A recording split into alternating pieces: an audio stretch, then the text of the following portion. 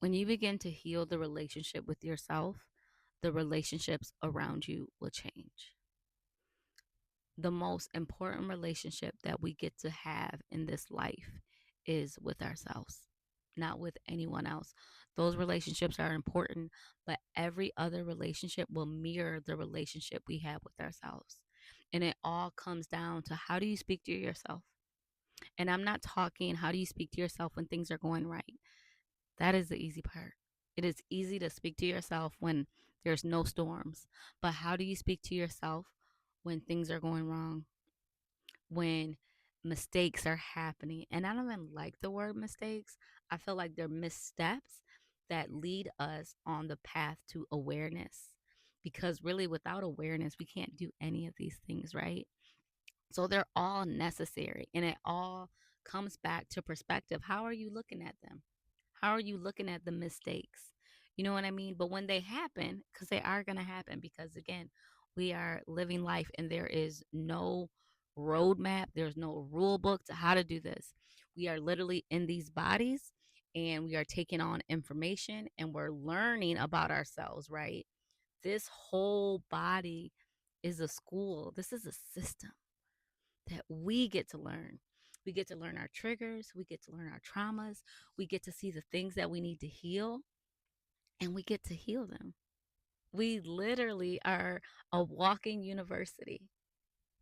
And once we start to figure this out, figure us out, and heal the conversations that we have in our mind to build confidence and belief in ourselves, we will literally see our lives transform around us, because the relationship that you have with yourself will mirror everything else.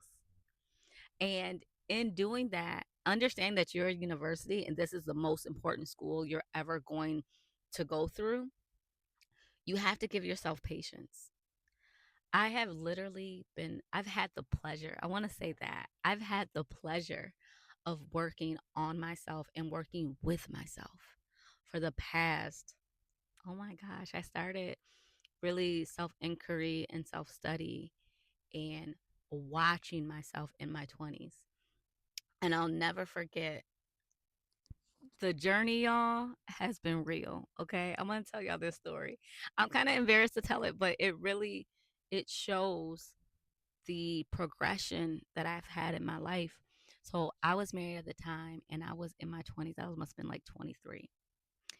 And I used to be a firecracker. When they say that, like that was literally me. I was very reactive. I was very reactive. And we're going to Whole Foods and we're on 75 in Dallas. And if you know 75, you know 75 people drive crazy.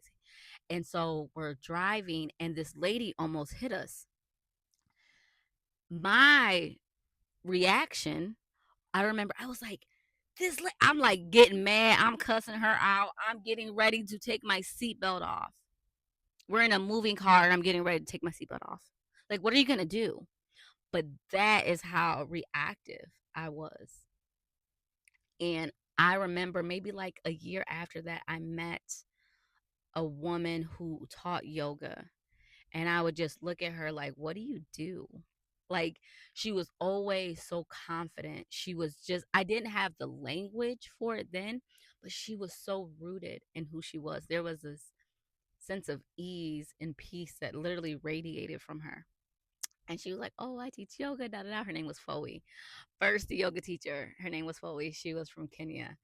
And I started going to her classes. And I remember the first class that I took of hers. This was in 2012. First class I took of hers. So maybe I was a little older than 23. Anyways, the first class I took, it was so many different bodies. I just remember these different bodies being there, and it was all these postures I had never heard of, never seen, I could not do. But I just remember this spark of like, it was wheel pose.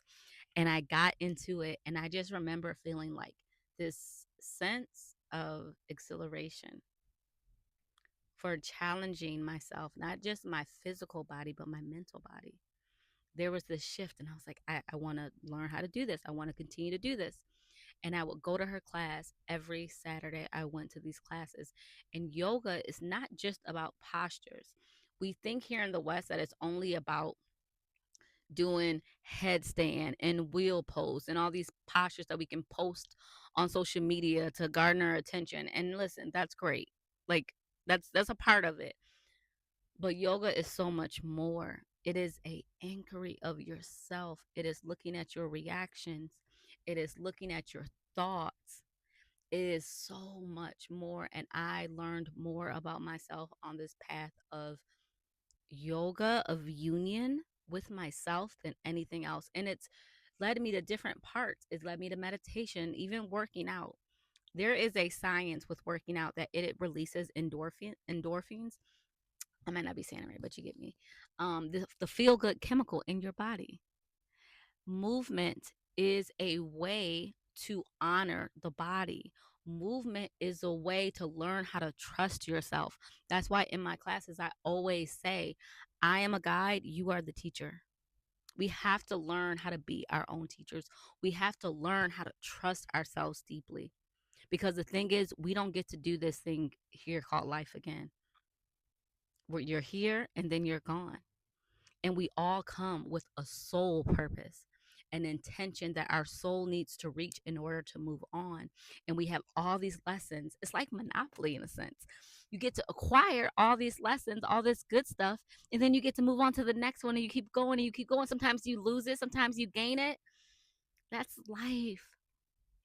But learning to trust yourself is one of the most beautiful experiences that you will ever have. So learn how to trust yourself. Learn how to come home to you. What does coming home mean to you? What does it feel like? And can you create that opportunity every day? How can you create that opportunity? Because you can. So, this is just a reminder to give yourself some grace and pour a whole lot of self trust into that beautiful vessel of yours. Until next time, love you. Bye.